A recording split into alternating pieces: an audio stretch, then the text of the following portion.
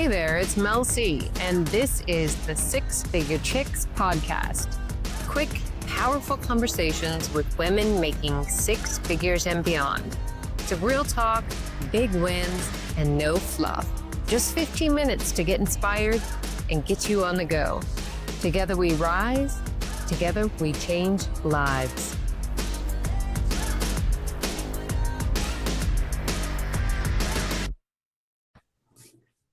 Hey there, welcome back. Another episode of Six Figure Chicks, and I am so delighted to have LaQuincia Q Nichols on the show with me today. Gosh, LaQuincia, thank you so much for joining us. Why don't you share a little bit about your awesomeness with the crowd? Oh, I'm so happy to be here and be able to connect with an entire population of six-figure chicks and beyond. So, hi, everyone. I'm LaQuincia Q Nichols. I am the owner and founder of experience-coaching.com. And there I really focus on helping you bring your boldest self to your bravest conversations. I love that. That was like snap.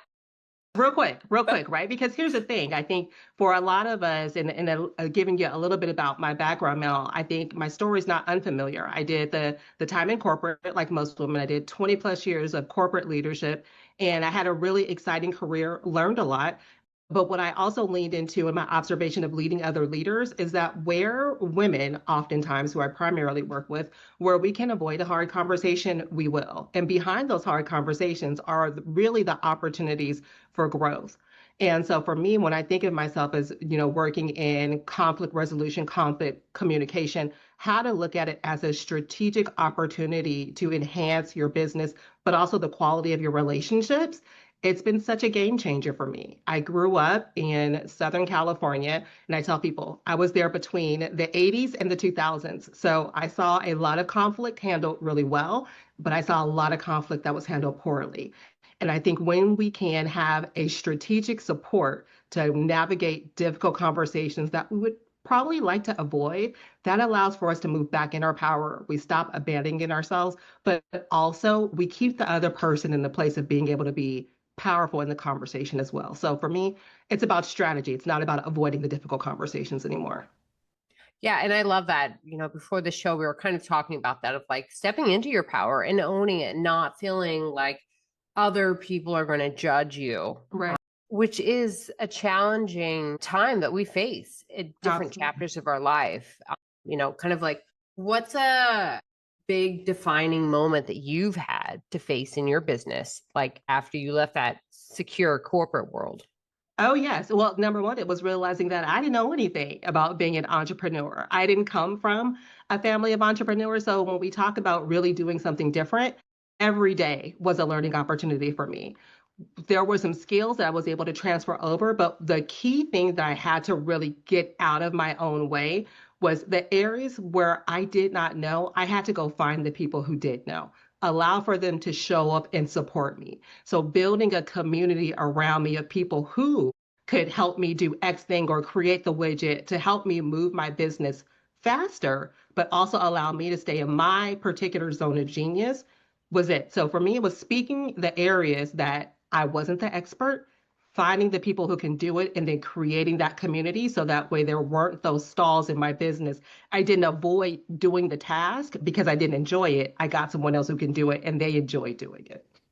I love that. So that would be like one golden nugget tip that you would give somebody, like delegate. Delegate, right? I'm a big fan of Dan Martell's book, Buy Back Your Time, right? So where you can, absolutely, I say, put the money into the economy. There's someone else who wants to do that thing. Let them do it so you can focus on your main thing. Yeah. And I always say, like, I love money, and I love it because it can help our community thrive and operate. Like, I love being able to give money to the people that work for me.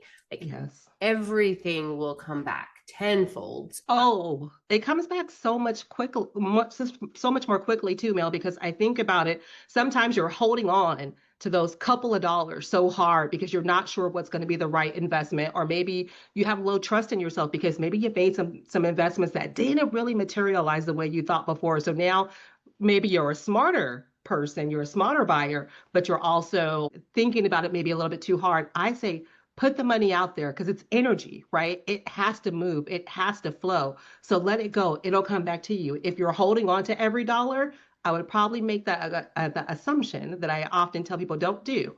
If you're holding on to every dollar, you probably aren't having many dollars come in. Right. You nailed it. Like as soon as I got my business started, the first business, I immediately surrounded myself by people that were smarter than me, that had more experience than me, that and then had a coach. Like Yes. coaches are the best thing that ever happened to me. Like, you yourself, like it's one of those things you must invest in. Oh, absolutely. I always say be aware of the coach that doesn't have one. Oh yeah. Right? Because they Nailed can it. only take you as far as they're willing to go. So if they're not willing to do that uncomfortable work, then how can they push you any further? And I'm with you. I think, a lot of times we hear that you're the sum of the five people around you. You become the six of whatever that thing is. But also, if you're in a room where people are operating at just at an aspirational level, it's not about them doing better, but they inspire you to do more just by the influence being in their ecosystem, it requires you to do more or you get out the way. Yes, right. Get out of your Mhm. own way most of the Absolutely. time. Yeah. Okay, so let's switch it up. Let's let the listeners know a fun fact that not a lot of people do know about you. Oh my goodness. So I'm on most Saturdays, you can find me probably glued to my TV watching some form of combat sports. I love the UFC. I love this new thing I just discovered called karate combat. I love boxing. I do a kickboxing fitness class at home. And I just told my wife, I said, okay, I think I'm ready for my own like bag to have in the garage. So it may be an output of some, maybe a cheaper form of talk therapy, but I love combat sports. That's amazing. I love that because I would not expect that. I mean, I Yeah, don't know you that well, but yeah. first meetings, I'd be like, yeah, no, I Hmm. didn't think she'd be doing that on Saturday. Oh, I'm all into it. It's so much fun to me. And I am also very particular. I watch all of the women fight first, and then I go back and watch the men. Yes. UFC women, My goodness, they are kick ass. Oh, yeah. sorry. I'm like, I do not even know how they survive Yeah. each other. Oh my goodness. It's Like, it's and the thing about it is I like it because you're competing against yourself, right? To do better. And that has transcended over to my business life a lot, the discipline that it requires, the commitment, the building up those other areas where it may not be your strength. You may have a powerful jab, but if something else is weak, then we got to focus on that other area or someone's gonna exploit your weak area. so thinking about like on your past life, your nine to Yeah. five, or Yeah. before that, like what would be one piece of advice that you would give to your younger self? Mm. Do it scared, do it scared. And I say that because sometimes we overthink it so much. We think that if you post that piece of content, you write that article, you give your point of view, that like the earth is going to crack open and everyone's going to be looking and you're going to fall through. It's probably not going to be that big of a deal. But for the people who need to receive your message, it's going to go right to them. And for the people who it's not for, it'll fly over and it'll be no big deal. So just do it. Yeah, for sure. I mean, like thinking about how small we were at that age of like thinking like nobody else is going through what we're going through. Hmm. Now we are thrust into this new world that we've created by ourselves, Yeah, and then brought in other people to help us. Looking around, like especially for coaches, like even me, my first company, the virtual assistant company, there are 1,000 other VAs out there and sure. coaches in the next city block. Like, what is one thing that can help keep you from the crowded marketplace that you're in? Yeah, sometimes there's a lot of sea of sameness that I call it. Mm, But there's one thing that helps me stay grounded, and you may have heard this before, but it's when I walk down the bread aisle.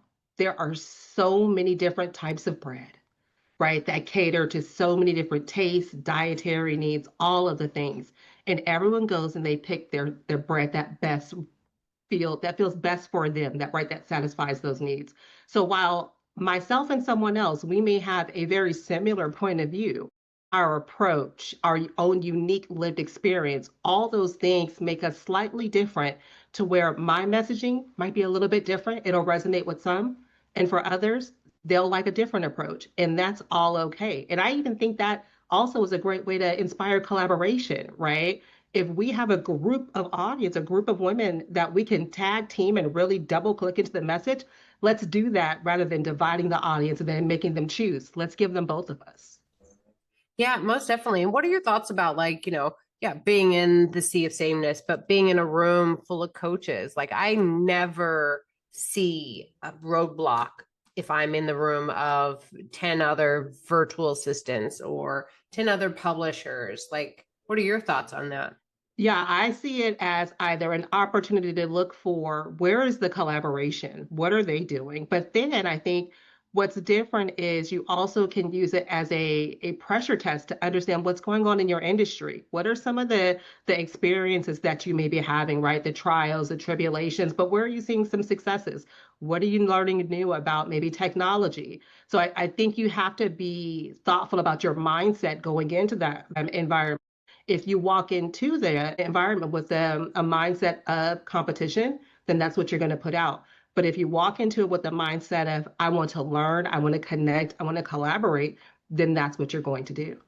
Right. And I fully agree with you on that because it's like we all have different processes and different systems that we use. And for us to be able to see, hey, what are you doing? What are you using? It Right. doesn't mean you have to like change everything, No, but it is a collaboration of thoughtfulness and absolutely. ideas and Yeah. processes. Like I'm so big into that. So say you're walking into that room, what do you do to get pumped up? What's your song?